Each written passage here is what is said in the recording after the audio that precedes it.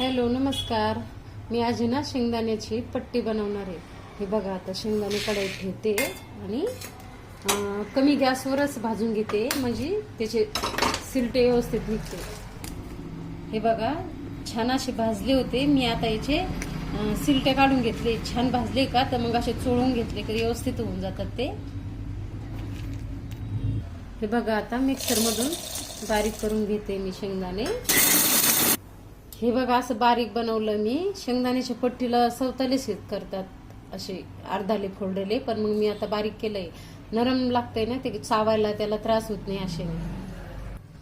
हे बघा, माझं घरचं तूप आहे. थोडस कढईच्या बुडाला तूप टाकून घेते मी.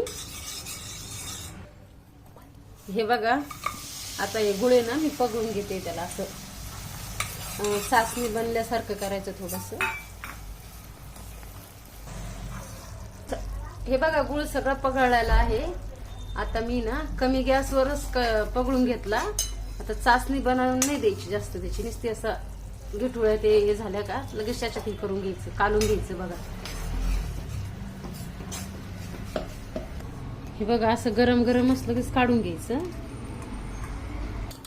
हे बघा, मी असं हे करून घेते एक सगट, मग त्याचं एकसारखं येऊन जातं पट्टीला. हे बघा, मी आता अशा पट्ट्या कापून घेते चाकूच्या मदतीने. हे बघा, माझ्या शेंगदाण्याची पट्टी तयार आहे. हे बघू शकताय. बघा, नरम झाली ती, चावाच पण हे नाही एवढं.